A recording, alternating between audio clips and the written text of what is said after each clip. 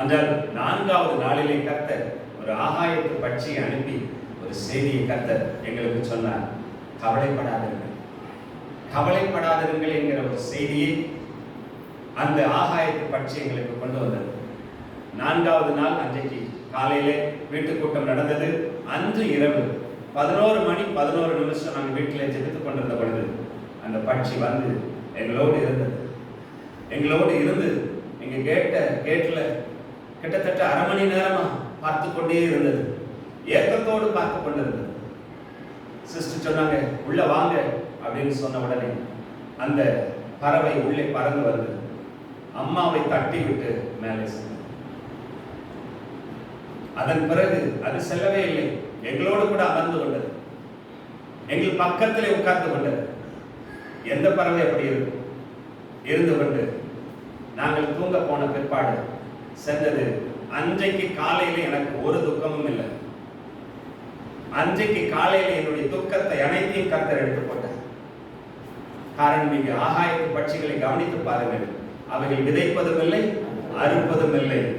கவலைப்படுகிறதுனாலே எவன் தன் சரீர மூட்டை அளவை கூட்டுவான். ஆகவே ஆண்டவர் ஒரு செய்தியை அனுப்பியிருந்தார், கவலைப்படாதீர்கள்.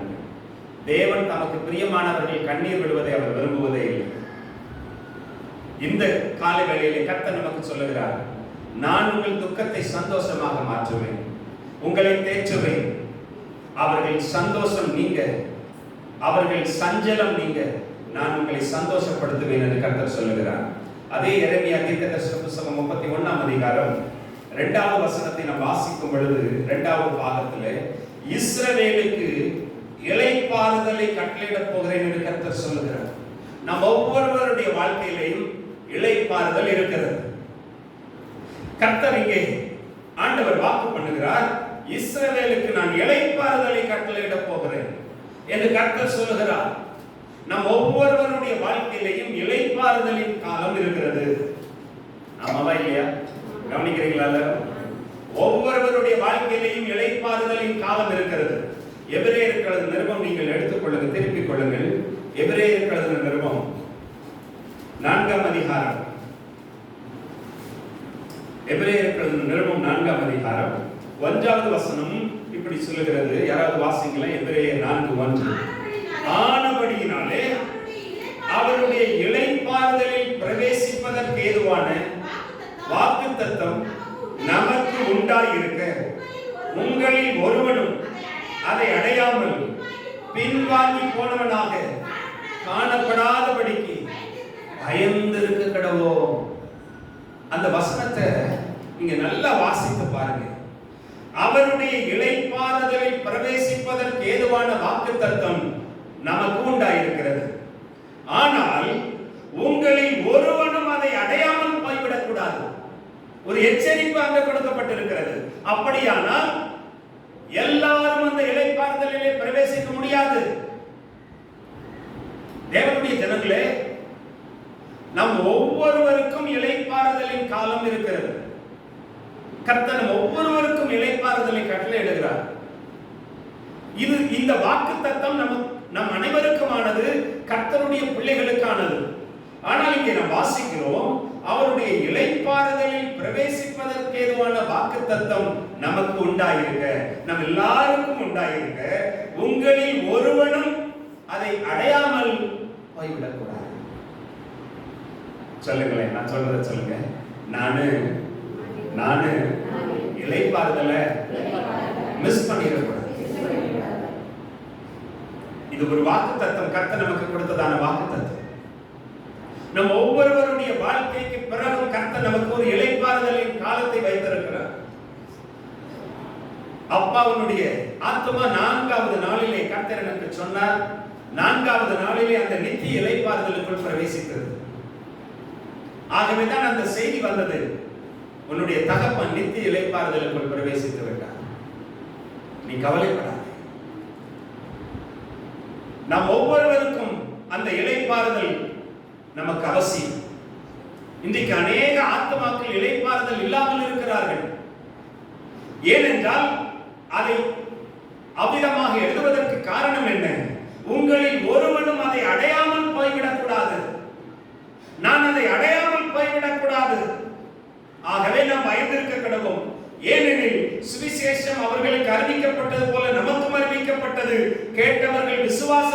கேட்டபடியினாலே அவர்கள் கேட்ட வசனம் அவர்களுக்கு பிரயோஜனப்படவில்லை. விசுவாசித்தவர்களாகிய நாமோ அந்த இளைப்பாறுதலில் பிரவேசிக்கிறோம். விசுவாசித்தவர்களாகிய நாமோ அந்த இளைப்பாறுதலில் பிரவேசிக்கிறோம். 9வது வசனம், ஆகையால் தேவனுடைய ஜனங்களுக்கு இளைப்பாறுகிற காலம் இனி வருகிறதா இருக்கிறது. யாருக்குங்க? சொல்லுங்க. தேவனுடைய ஜனங்களுக்கு ஒரு காலம் வருகிறது, அது இளைப்பாறுகிற காலம். அந்த இளைப்பாறுகிற காலத்திலே, அந்த இளைப்பாறுதலின் நேரத்திலே நீ அதற்குள் பிரவேசிக்க வேண்டும். அதை மிஸ் பண்ணிடக்கூடாது. ஆகவே நீ ஜாக்கிரதையா இருக்க வேண்டும். தேவனுடைய சபையே, என்னை கேட்டுக்கொண்டிருக்கிற ஒவ்வொருவரும், யூடியூப்ல கூட இந்த செய்தியை கேட்டுக்கொண்டிருக்கிற ஒவ்வொருவருக்கும் நான் சொல்றேன், தேவனுடைய பிள்ளைகள், தேவனுடைய ஜனங்கள், நீங்கள் இந்த இளைப்பாறுதலின் காலத்திலே நீங்கள் பிரவேசிக்க வேண்டும். அதை நீங்கள் உங்க வாழ்க்கையில தொலைச்சிடக்கூடாது. அடுத்த வசனம் இப்படி சொல்கிறது, 10வது வசனம், ஏனெனில் அவருடைய இளைப்பாறுதலில் பிரவேசித்தவன் தேவன் தம்முடைய கிரியைகளை முடித்து ஓய்ந்தது போல தானும் தன் கிரியைகளை முடித்து ஓய்ந்திருப்பான்.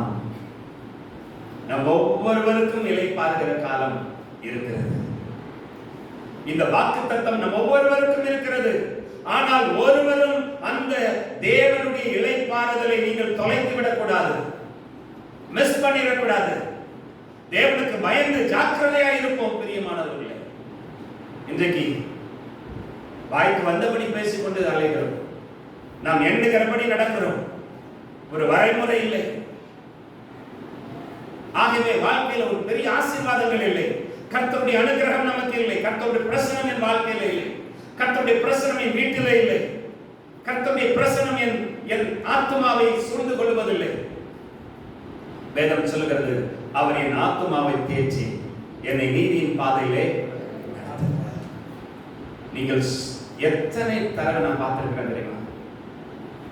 வேலூர்ல நாங்கள் அந்த ஊழியத்தை நடத்த ஆரம்பித்து அந்த சபையை நிர்மாணித்த பொழுது அந்த போர்டு எல்லாம் உடைச்சி எல்லாம் அங்க அவங்க என்ன செஞ்சிட்டாங்க, போலீஸ்க்கு கம்ப்ளைண்ட் கொடுத்துட்டாங்க. அந்த நேரத்தில் என்னோடு கூட யாரும் இல்லை.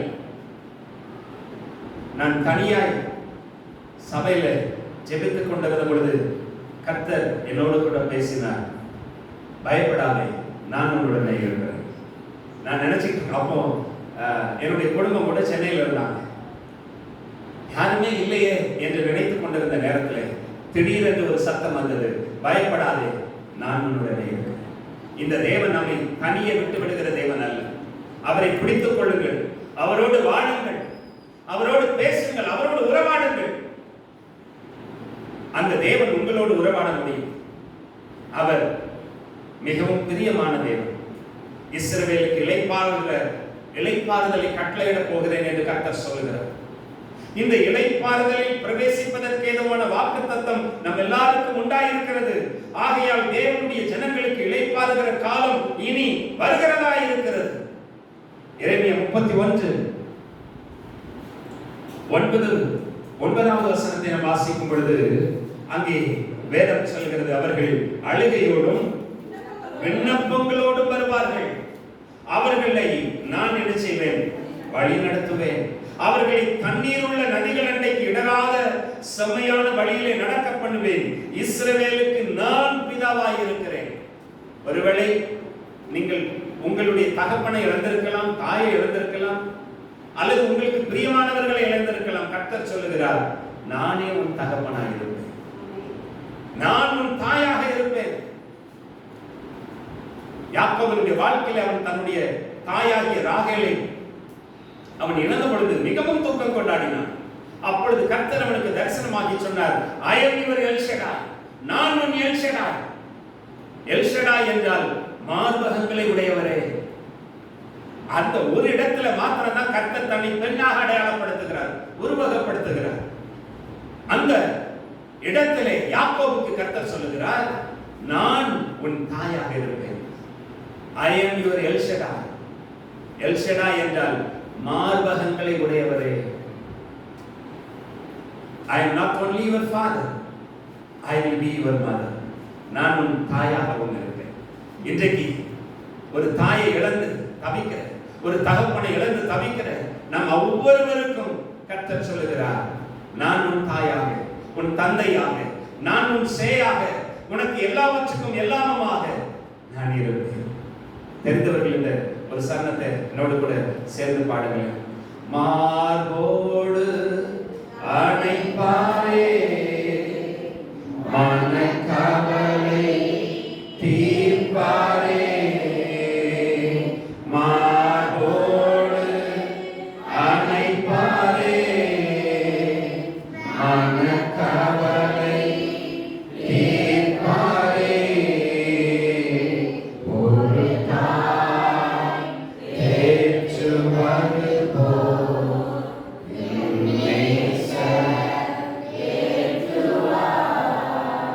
ஒரு தாய் தேற்றுவது போல் என் நேசர் தேற்றுவார். கண்மலை மேல் நிறுத்துவார், கரம் பிடித்து நடத்துவார், கரம் பிடித்து நடத்துவார், கண்மலை மேல் நிறுத்துவார். ஒரு தாய் தேற்றுவது போல் என் நேசர் தேற்றுவார். ஒரு தாய் தேற்றுவது போல் என் நேசர் தேற்றுவார். ஹalleluya, ஹalleluya, ஹalleluya, ஹalleluya. ஒரு தாய் தேற்றுவது போல அவர் நம்மை தேற்றுவார். யோபுவின் புத்தகம் 14ஆம் அதிகாரம், the book of Job chapter 14 verses 13 and 14. 14ஆம் வசனம் இப்படி சொல்லுகிறது, யோபு அங்கலாய்க்கிறார். ஆண்டவரே, நீர் என்னை பாதாளத்தில் ஒளித்து உமது கோபம் தீர்மட்டும் என்னை மறைத்து என்னை திரும்ப நினைக்கும்படிக்கு எனக்கு ஒரு காலத்தை குறித்தால் நலமாயிருக்கும். என்னை திரும்ப நினைக்கும்படிக்கு ஒரு காலத்தை குறியும் ஆண்டவரே, எனக்கான ஒரு காலத்தை குறித்தருளும். 14வது வசனம் அவன் சொல்லுகிறான், மனுஷன் செத்த பின் பிழைப்பானோ? எனக்கு மாறுதல் எப்போது வரும் என்று எனக்கு குறிக்கப்பட்ட போராட்டத்தின் நாளெல்லாம் நான் காத்திருக்கிறேன். ஒருவேளை நீங்களும் காத்திருக்கிறீங்களா? என் வாழ்க்கையில் எப்போ ஒரு மாறுதல் வரும்? என் வாழ்க்கையில் எனக்கு கர்த்தர் எப்பொழுது எனக்கான ஒரு காலத்தை கொண்டு வருவார்? யோபு அங்கலாய்க்கிறார். என் வாழ்க்கை எப்படி போகுதே அப்பா, எப்படி இருந்த நான் இப்பொழுது இப்படி இருக்கிறேன். என் பிள்ளைகளை இழந்தவனாய், என் சொத்து பத்துக்களை இழந்தவனாய், என் சரீரத்தை இழந்தவனாய் நான் தவிக்கிறேனே. அவன் சொல்லுகிறான், எனக்கு மாறுதல் எப்போது வரும் என்று எனக்கு குறிக்கப்பட்ட போராட்டத்தின் நாளெல்லாம் நான் காத்திருக்கிறேன். ஆண்டவரே, நான் காத்திருக்கிறேன், நான் காத்திருக்கிறேன். என் நேசர் எப்பொழுது எனக்காக இறங்குவார் என்று காத்திருக்கிறேன். எனக்கு குறிக்கப்பட்ட போராட்டத்தின் நாளெல்லாம் எப்பொழுது என் வாழ்க்கையில் ஒரு மாறுதல் வரும். இன்னைக்கு அநேகருடைய வாழ்க்கையில கண்ணீர், கவலை, கஷ்டம். எப்பொழுது என் வாழ்க்கையில் ஒரு மாறுதல் வரும்? யோபு அங்கலாய்க்கிறான், கர்த்தரை பார்த்து கர்த்தரிடத்தில் அங்கலாய்க்கிறான். ஆண்டவரே, எனக்காக எப்பொழுது நீர் இறங்குவீர்? என் வாழ்க்கை மாறும்படி என் வாழ்க்கையில எப்பொழுது ஒரு மாற்றத்தை கொண்டு வருவீர்? காத்திருக்கிறேன் ஆண்டவரே.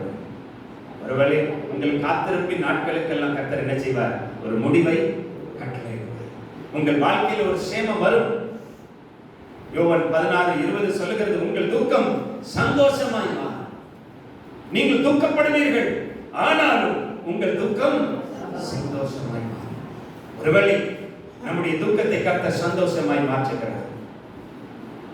ஆகவேதான் அந்த எரேமியா 31:13 சொல்லுகிறது, நான் அவர்கள் துக்கத்தை சந்தோஷமாக மாற்றி அவர்களை தேற்றி அவர்கள் சஞ்சலம் நீங்க அவர்களை சந்தோஷப்படுத்துவேன் என்று கர்த்தர் நமக்கு வாக்கு கொடுக்கிறார்.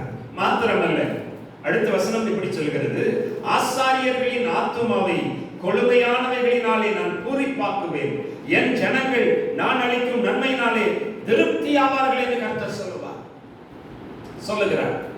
என் ஜனங்கள் நான் அளிக்கும் நன்மையினாலே திருப்தியாவார்கள்.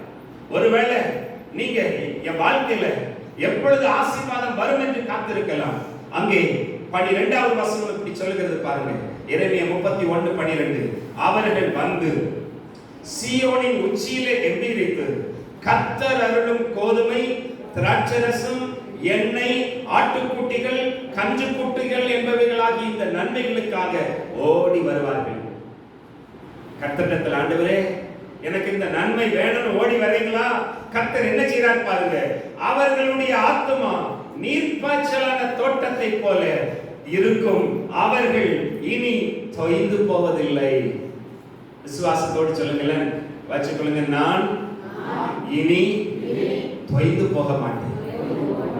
கர்த்தர் உங்களுக்கு கொடுக்கிற வாக்குத்தத்தம் இது. நான் இனி தொய்ந்து போக மாட்டேன், அவர்கள் இனி தொய்ந்து போவதில்லை, என் ஜனங்கள் நான் அளிக்கும் நன்மையினாலே திருப்தியாவார்கள். தேவனுடைய ஜனமே, கர்த்தர் உன் வீட்டையும் நீ மாப்பு செய்கிற உன் தொட்டியையும் கர்த்தர் ஆசீர்வதிக்கிறார். உன் போக்கையும் உன் வரத்தையும் இது முதல் கொண்டு என்றென்றைக்கும் ஆசீர்வதிக்கிறார். இனிமேல் இதுவரை இருந்தது போல கர்த்தர் உனக்கு இனிமேல் இருக்க மாட்டார். அவர் உன்னை சந்தோஷப்படுத்துவார், அவர் உன்னை ஆறுதல் படுத்துவார், அவர் உன்னை ஆசீர்வதிப்பார். தேவ ஜனங்களை ஆசீர்வதிப்பதே அவருக்கு பிரியம். பாருங்க, கர்த்தர் நம்மை நினைக்கும் பொழுது நம்முடைய வாழ்க்கை மாறுகிறது. நம்முடைய வாழ்க்கையில் இருக்கிற மலட்டுத்தன்மை நம்மை விட்டு போகிறது. சாராள் என்பவர் அநேக நாள் குழந்தை இல்லாமல் இருந்தார். ஆனால் கர்த்தர் அவளை நினைத்தருளினார் என்று வேதம் சொல்கிறது. God remembered Sarah. கர்த்தர் அவளை நினைத்தருளினார்.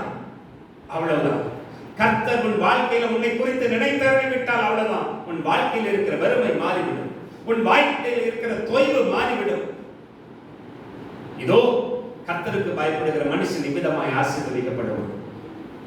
கர்த்தர் சீயோனிலிருந்து உன்னை ஆசீர்வதிப்பார். நீ ஜீவனுள்ள நாளெல்லாம் எருசலேமின் வாழ்வை காண்பாய். இன்றைக்கு எத்தனை பேருடைய வீட்டில் எருசலேமின் வாழ்க்கை இருக்கிறது, சமாதானம் இருக்கிறது? அநேகருடைய வீட்டுக்கு போகும் பொழுது நான் பார்க்கிற ஒன்று, அவர்களுடைய வீடுகளிலே சமாதானம் இல்லை. அவர்களுடைய வீடுகளிலே சமாதானமே இல்லை. எப்பொழுதும் ஓயாத சண்டை, மனக்கசப்பு, வைராக்கியங்கள். தேவனுடைய பிள்ளைகளே, எப்பொழுது நீங்கள் இந்த வைராக்கியத்தை விட போகிறீர்கள்? உங்களுக்குரிய வைராக்கியங்களை விட்டுவிட்டு கர்த்தரிடத்தில் ஒரு புதிதாய் பிறந்த குழந்தையை போல, ஆண்டவரே நீ ஆசீர்வதியும் ஆண்டவரே என்று உன்னை தாழ்த்தி நீ வரும் பொழுது உன் வாழ்க்கையை மாற்றுவார். தன் பாவங்களை மறைக்கிறவன் வாழ்வடைய மாட்டான். அவைகளை அறிக்கை செய்து விட்டு விடுகிறவன் எவனோ அவன் கர்த்தரிடத்திலிருந்து இரக்கத்தை பெற்றுக் கொள்வான். கர்த்தருடைய இரக்கம் உன் வாழ்க்கையில வராத வரையில உனக்கு ஆசீர்வாதம் இல்லை. கர்த்தருடைய இரக்கம் உன் வாழ்க்கையில வராத வரைக்கும் உனக்கு ஆசீர்வாதம் இல்லை.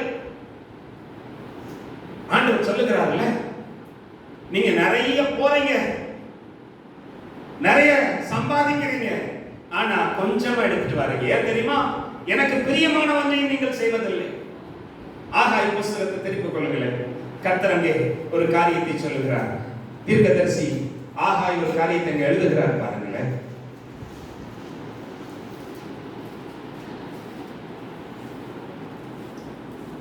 ஆகாய் தீர்க்கதரிசன புஸ்தகம் 1ஆம் அதிகாரம். அங்கே கர்த்தர் சொல்லுகிறார் 5வது வசனம். இப்போதும் சேனைகளின் கர்த்தர் சொல்லுகிறார், உங்கள் வழிகளை சிந்தித்து பாருங்கள். என்ன செய்யுங்க? உங்கள் வழிகளை சிந்தித்து பாருங்கள். நீங்கள் திரளாய் விதைத்தும் கொஞ்சமாய் அறுத்து கொண்டு வருகிறீர்கள். நிறைய விதைக்கிறீங்க, ஆனா நீ கொஞ்சமா தான் அறுத்துக்கிட்டு வர. நீங்க திரளாய் விதைக்கிறீர்கள், ஆனால் கொஞ்சமாய் அறுத்து கொண்டு வருகிறீர்கள். நீங்கள் புசித்தும் திருப்தியாகவில்லை, குடித்தும் பரிபூர்ணம் அடையவில்லை. நீங்கள் வஸ்திரம் உடுத்தியும் ஒருவனுக்கும் குளிர் விடவில்லை. கூலியை சம்பாதிக்கிறவன் பொத்தலான பையிலே போடுகிறது போல அதை சம்பாதிக்கிறான். இப்ப பாருங்க, இந்த பாக்கெட்ல நீங்க காசு வைக்கிறீங்க. இந்த காசு, இந்த பாக்கெட் ஓட்டையா இருந்தா என்ன செய்யும்? பாக்கெட் கீழே விழுந்துடும். நிறைய உள்ள வைக்கிறீங்க, அது கீழே வந்துருது. பொத்தலான பையா இருக்கு, நிறைய விதைக்கிற, ஆனா ஒண்ணு வீட்டுக்கு வர மாட்டேங்குது. ஏலியா, உங்கள் வழிகளை சிந்தித்து பாருங்கள் என்று கர்த்தர் சொல்லுகிறார். நீங்கள் நிறைய விதைக்கிறீர்கள், நீங்கள் திரளாய் விதைத்தும் கொஞ்சமாய் அறுத்துக் கொண்டு வருகிறீர்கள். நீங்கள் புசித்தும் திருப்தியாகவில்லை, நீங்கள் வஸ்திரம் உடுத்தியும் ஒருவனுக்கும் அது குளிர்விடவும் இல்லை. கூலியை சம்பாதிக்கிறவன் பொத்தலான பையிலே போடுகிறதை போல அதை சம்பாதிக்கிறான். உங்கள் வழிகளை சிந்தித்து பாருங்கள் என்று சேனைகளின் கர்த்தர் சொல்லுகிறார்.